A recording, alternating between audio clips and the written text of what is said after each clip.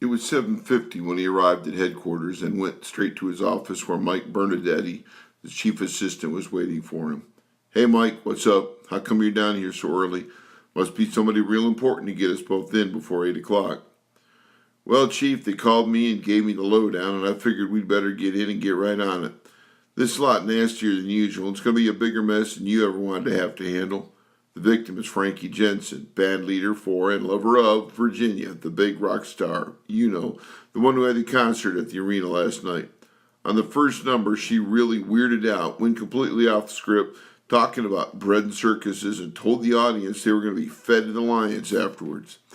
Rumor has it that they, Virginia, her manager, and the victim, had a big fight about it after the show. She then told them all to drop dead. Virginia supposedly finds his body in her bathtub when she got up for a drink of water. By the way, the girls on the switchboard said they had about 30 calls from people swearing that they'd seen lions running around the parking lot, and one guy who insisted he was chased all the way home by them. They figured it was just a bunch of dopers that had been breathing a little too much pot smoke. It's all over the front page of the entertainment section of this morning's newspaper. The concert review, not the murder. He stopped for breath, and Art said, "Joey was telling Caroline about that last night. How strange. It hadn't been half an hour since Caroline told me about it. Why on earth would she say they were going to be fed to the lions? Next, I suppose you're going to tell me that the victim was killed by a lion that this Virginia character has for a pet who conveniently puts what he doesn't eat in the bathtub for later. Come on, Mike, that's a little much." Mike gave him a lopsided grin. "It's a good thing you're not Irish, or I'd think you were going a little fey. He wasn't killed by a lion, but he sure was messed up a lot. Somebody did a good job of mauling him about and trying to make it look like he was." "Interestinger and interestinger," murmured Art. "I presume Virginia is the prime suspect. Has she been arrested yet, or are they checking under the rest of the rocks first?" Mike raised his bushy black eyebrows until they almost touched his incongruous shock of snow-white hair, shrugged slightly, and went on. "You're right. It would seem Virginia certainly had motive and opportunity, but it's difficult to see her actually doing this. She's not a big woman, and it's hard to imagine her doing so much damage to any man, especially one the size of that guy. He was a giant of a bozo. It's just possible that this was a murder of opportunity. Some creep who had it in for Frankie to begin with took advantage of the weird remarks Virginia made before that first number, figuring the natural thing would be for us to look at her, jump to the conclusion she killed him, and lock her up. So, of course, we're still looking under the rest of the rocks, to answer your question." Art absent-mindedly fumbled in his pocket for a cigarette. "Shit, I forgot I quit.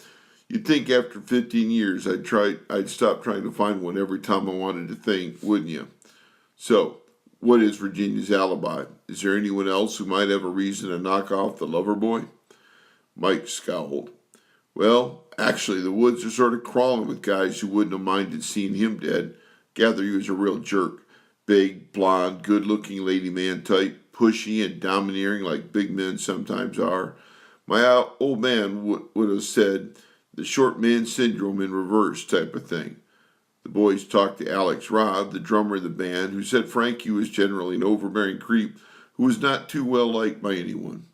He said there was a big row after the performance, meeting between Frankie, Virginia, and Marty Schleppman, her agent and manager. He stopped to refer to some notes. "Lots of screaming and yelling and insults and threats from everybody except that Marty didn't threaten anybody. He was trying to calm Virginia down and shouting at Frankie, blaming him for everything and calling him names. Alex said Marty and Frankie never had got along, and Virginia and Frankie didn't get along anywhere but in bed and out on stage. What really strikes me as the weirdest thing about this whole mess is that Virginia claims she doesn't remember a thing. Nothing. From when her manager left her dressing room after they had that horrendous fight till she woke up this morning in her own bed.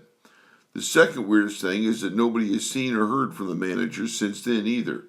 Now, wouldn't you think that if Virginia had plotted to get rid of her lover, she'd have had one hell of a good alibi cooked up? It just stands to reason. If she had thought so far ahead as to plot out that ridiculous scenario about lions and feeding the audience to them and all that stuff, that she'd have gone on and covered her tracks if she was going to use that as a springboard to murder.